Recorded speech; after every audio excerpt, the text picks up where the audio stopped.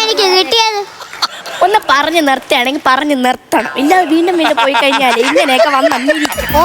ആ പെമ്പിള്ളേരെയൊക്കെ നല്ല കാലം, എന്റെ കഷ്ടകാലത്തിൽ ഞാൻ നിങ്ങളെ കെട്ടിക്കയറി ഇങ്ങോട്ട് വരേണ്ട ചെയ്തു. എനിക്ക് മര്യാദ വാശിമിച്ചാ വാങ്ങിച്ചാ ഈ തുണി അലക്കുന്നതും മുറ്റം അടിക്കുന്നതും അരി അരയ്ക്കുന്നതും ഇതെല്ലാം ഒരു വ്യായാമമാണ്, ശരീരത്തിന് ആരോഗ്യം വരും. എന്നാ പിന്നെ നാളെ മുതൽ നിങ്ങൾ ഈ പണിയൊക്കെ അങ്ങോട്ട് ചെയ്യും, നിങ്ങൾക്കും ഇത്തിരി ആരോഗ്യം കിട്ടട്ടെ.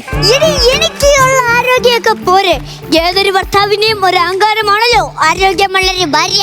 അതുകൊണ്ട് നീ തന്നെ പണിയൊക്കെ ചെയ്താൽ മതി. നിങ്ങളുടെ ഈ സൂത്രം ഇവിടെ നടന്നു പോണ ലക്ഷണം ഞാൻ കാണുന്നില്ല. അതുകൊണ്ട് ഇനി മുതൽ ഞാൻ ഏതൊക്കെ ജോലി ചെയ്യണോ അതൊക്കെ നിങ്ങൾ അങ്ങോട്ട് ഷെയർ ചെയ്യണം. ഞാൻ ഇപ്പൊ തുണി അലക്കി കഴിഞ്ഞാൽ നിങ്ങൾ അത് വിരിക്കണം, ഞാൻ പാത്രം കഴുകി കഴിഞ്ഞാൽ നിങ്ങൾ മുറ്റം അടിക്കണം, ഞാൻ മീൻകറി വെച്ച് കഴിഞ്ഞാൽ നീ മീൻകറി വെച്ച് കഴിഞ്ഞാൽ ഞാൻ ഉച്ചയ്ക്ക് ചോറിന് കൂടെ തിന്നണം. തിന്നും, തീറ്റിക്കാം, ഞാൻ നിങ്ങളെ തീറ്റിക്കാമേ. നീ വെറുതെ എന്തിനാണ് എന്നോട് ദേഷ്യപ്പെടുന്നത്?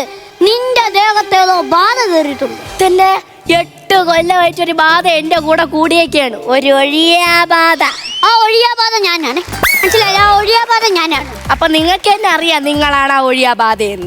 നീ ഇങ്ങനെ എന്നോട് ദേഷ്യപ്പെടാതെ, നിന്റെ ദേഹത്തേതോ ബാധ കയറിയിട്ടുണ്ട്. എനിക്ക് അതൊന്നും അറിയണ്ട, മര്യാദക്ക് ഞാൻ പറയണം അങ്ങോട്ട് ചെയ്താ മതി. ഇവിടെ ഈ വന്ന ദിവസങ്ങളിൽ എന്നോട് മൊത്തം ദേഷ്യപ്പെടല്ല. അപ്പൊ ഇവളുടെ ദേഹത്ത് എന്തോ ഒരു ബാധ കയറിയിട്ടുണ്ട്. ഇത് ഒഴിപ്പിക്കാൻ വേണ്ടി അമ്മാവനെ ഒന്ന് വിളിക്കാം. ഹലോ ഹലോ, പറയടാ. ഓ എന്റെ അമ്മാവ, എന്റെ കണക്കൂട്ടരെല്ലാം അങ്ങ് തെറ്റുവാ.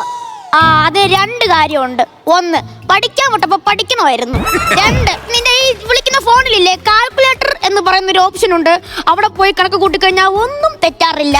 കാൽക്കുലേറ്റർ കണക്ക് കൂട്ടുന്ന കാര്യമാണോ എന്റെ അമ്മാവ? അമ്മാവ ഇവിടെ മൊത്തം പ്രശ്നമാ. ഞാൻ പറയുന്നത് അവർക്ക് ഇഷ്ടപ്പെടുന്നില്ല. എടാ, നിന്റെ വർത്താനം കേട്ടിട്ട് പണ്ട് നിന്നെ തല്ലി കൊല്ലാൻ ഓർത്തതാ ഞാൻ, പിന്നെ അതങ്ങ് വേണ്ടാന്ന് വെച്ച്. അതാണ് ഞാൻ ചെയ്ത തെറ്റ്. എന്റെ അമ്മാവ, ഇതൊന്നേ ജാതക പ്രശ്നം അല്ല, വീടിന്റെ പ്രശ്നം. അമ്മാവൻ വാ നോക്ക്. ഞാൻ എന്താ വരുന്നടാ മക്കളെ. ശരി. എനിക്കൊരു ചായ. നേരം വെളുത്തെ പിന്നെ എത്രാമത്തെ ചായ മനുഷ്യൻ നിങ്ങൾ ഈ കുടിക്കണേ? 6ാമത്തെ ചായയല്ലേ? അതെ. ഇങ്ങനെ തരുതരാ ചായ കുടിക്കാൻ നിങ്ങൾ എന്തിന് തേയില തോട്ടത്തിലെ പെറ്റിട്ടത്? ഇതിനുള്ള മറുപടി ഞാൻ പറയുന്നില്ല. ഇത് പറയാത്തെ?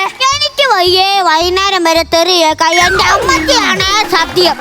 അമ്മച്ചിയുടെ കാര്യം പറഞ്ഞില്ല, അതാണ്ട് അമ്മാവൻ പറഞ്ഞു. നമസ്തേ ശരണ്യേ ശിവേ സാനുകമ്പേ, നമസ്തേ ജഗദ്വ്യാപികേ വിശ്വരൂപേ, നമസ്തേ ജഗദ്വന്ദ്യ പാദാരവിന്ദേ, നമസ്തേ എന്തൊരു മക്കളെ പ്രശ്നം? എന്തിനാണ് പ്രശ്നം? എന്തൊരു പ്രശ്നം? അമ്മാവ, ഞങ്ങൾ തമ്മിൽ ഒരു സ്വരച്ചേർച്ചയില്ലായ്മ. അതെങ്ങനെ ചേരും? നിനക്കാണിന്റെ സ്വരവും നമുക്ക് പെണ്ണിന്റെ സ്വരവും അല്ലേ, അതൊരിക്കലും ചേരത്തില്ല. അതിനെ കൊണ്ട് എനിക്ക് ഒന്നും പറ്റത്തില്ല മോനെ. 12 കൊല്ലമായില്ലേ അമ്മായി നാട് വിട്ടു പോയിട്ട്? അതെ, ഇതാണ് കാരണം. എന്റെ പൊന്നമ്മാവ, അഭിപ്രായ വ്യത്യാസമെന്ന്. അപ്പൊ ചുരുക്കം പറഞ്ഞാൽ നിങ്ങൾ തമ്മിൽ എന്നും വഴക്കാണ്. സത്യം. അമ്മാവ സത്യമൊക്കെ പറയുവോ? ഞാൻ സത്യം പറയുമെന്നോ? പണ്ട് ഞാൻ പറയുന്ന സത്യം കേട്ട് എത്ര പല്ലിന്നറിയുമോ ചലിച്ച് തൊണ്ട പൊട്ടി ചത്തുപോയത്. ഒരു പഞ്ചായത്തിൽ പല്ലികൾക്ക് വംശനാശ ഭീഷണി നേരിടുന്നു എന്നും പറഞ്ഞ് പഞ്ചായത്തുകാരെല്ലാരും കൂടെ ഞാൻ സത്യം പറയുന്നത് അങ്ങ് വിലക്കി. ഇത്രയും ചലച്ചിട്ട് ഇങ്ങനെ തൊണ്ട പൊട്ടി ചത്തില്ലല്ലോ. അല്ല, പല്ലി. എന്റെ അമ്മാവ, യഥാർത്ഥ പ്രശ്നം നോക്ക്. ആദ്യം നിന്റെ പ്രശ്നം ഒന്നൊന്ന് പറ. ഇവളുടെ അടുത്ത് ഇച്ചിരി ചായ ചോദിച്ചാൽ ചൂടായിരിക്കും. ചായ ചോദിച്ചാൽ ചൂടാക്കി തരുന്നൊക്കെ ഒരു പ്രശ്നമാണോ? ചായ ചൂടാറ്റാണ് കുടിക്കേണ്ടത്. നിനക്ക് തണുത്ത ചായ ആണോ ഇഷ്ടം? ചായ ചൂടാവുന്നല്ല, ഇവള് എന്നോട് ചൂടാവുമെന്ന്. എന്റെ മനുഷ്യന്റെ വാക്കാത്തിരിക്കണം. നിങ്ങൾ കേൾക്ക, നിങ്ങൾ എന്തോന്ന് ഭാവിച്ചാണ് ഈ പറയണത്? എന്ത് പറഞ്ഞാലും എന്റെ മെക്കിട്ടൻ കയറിക്കോളൂ. എന്റെ പൊന്നമ്മാവ, അമ്മാവൻ അറിഞ്ഞൂടാത്തോണ്ടാണ്. അമ്മാവൻ വന്നെന്നും പറഞ്ഞോണ്ട് എന്റെ മെക്കിട്ട് കയറോണ്ട് അടിച്ച്. സത്യം പറഞ്ഞു കഴിഞ്ഞാൽ ഇങ്ങനെ ചായ എന്ന് കഴിഞ്ഞാൽ ഒരു അക്ഷരം പോലും ഞാൻ വിട്ടൂല, അങ്ങനെ പോയി കൊടുക്കും. ഞാൻ ചെയ്യണത് 8 കൊല്ലമായിട്ട് ഞാനിത് സഹിക്കുക. ആ പ്രശ്നം ഒന്ന് നോക്കാവോ അതെടുത്ത്? ഓക്കെ.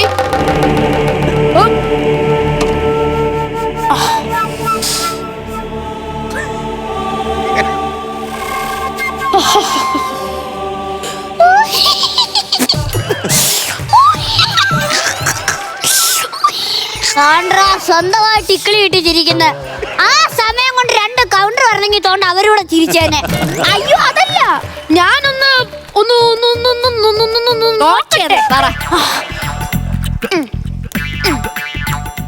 ലക്ഷണോ ലക്ഷണോ ലക്ഷത്രേ എന്നാണല്ലോ. പിന്നെ കിണറ് മൂടണം. കിണറ് മൂടാനാ? അതൊന്നും പറ്റത്തില്ല. കിണറ് മൂടാൻ പറ്റത്തില്ല. ഇവിടുത്തെ കിണറ് മൂടാൻ പറ്റത്തില്ല. ആദ്യം മൂടേണ്ടത് കിണറല്ല, നിന്റെ വായാണ്. ആദ്യം മൂടി വൈ. അപ്പൊ എന്തിനാണ് കിണറ് മൂടണത്? എന്തിനാണെന്നോ? കുടുംബത്തിന്റെ സ്ഥാനം ശരിയല്ല. സത്യം, ഞാൻ എന്നും അങ്ങനെ ആലോചിക്കും. നിങ്ങൾ എങ്ങനെ എന്റെ അമ്മാവന്റെ സ്ഥാനത്ത് വന്ന്? സത്യം പറഞ്ഞാൽ നിങ്ങൾക്ക് എന്റെ അമ്മാവന് ഒരു യോഗ്യതയില്ല. പിന്നെ ഇത് എങ്ങനെ എന്റെ അമ്മാവനായി? എന്റെ സ്ഥാനത്തിന്റെ കാര്യമല്ല, ആ കിണറിന്റെ സ്ഥാനത്തിന്റെ കാര്യമാണ് ഞാൻ പറഞ്ഞത്. അതിന്റെ സ്ഥാനം ശരിയല്ല. ആ കിണറ് മൂടണം. ആ കിണർ മൂടാൻ പറ്റത്തില്ല. അതെന്റെ അപ്പൂപ്പൻ കുത്തിയ കിണറാ. ആ കിണർ മൂടാൻ ഞാൻ സമ്മതിക്കത്തില്ല. നിന്റെ അപ്പൂപ്പൻ കുത്തിയ കിണറാണെങ്കിലും ആര് കുത്തിയ കിണറാണെങ്കിലും ആ കിണർ അവിടെ എന്നാ ദോഷമാ.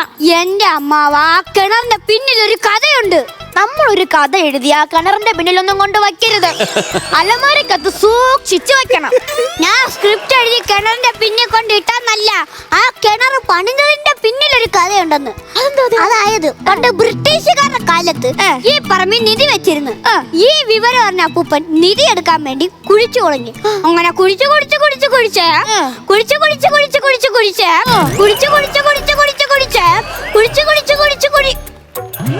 ഒരാൾ ഇവിടെ കിണറ് കുഴിക്കുമ്പോഴാണോ രണ്ടുപേരും മാറി നോക്കാൻ ബീച്ച് കാണിക്കുന്നത്? ഒന്ന് സഹായിക്കാൻ ചെയ്തൂടെ?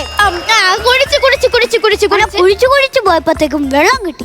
അങ്ങനെ അതൊരു കിണറായി. കുടിച്ചു പോയപ്പോ വെള്ളം കണ്ടപ്പോ അതങ്ങ് കിണറാക്കി. അത് കണ്ടുപിടിച്ചത് അവന്റെ മുത്തച്ഛൻ. എടോ, ബ്രിട്ടീഷുകാരുടെ കാലത്ത് കൊണ്ടുവച്ച നിധി എന്ത് ചെയ്ത്? ബ്രിട്ടീഷുകാർ കാലത്ത് വെച്ചിട്ട് അവര് വൈകുന്നേരം നിധി എടുത്തോണ്ട് പോയി. ഇതൊന്നും അറിയാതെ അപ്പൂപ്പ കുഴിച്ചോട്ടങ്ങിരുന്ന് അങ്ങനെ ഈ പറമ്പ് മൊത്തം കുഴിച്ച്.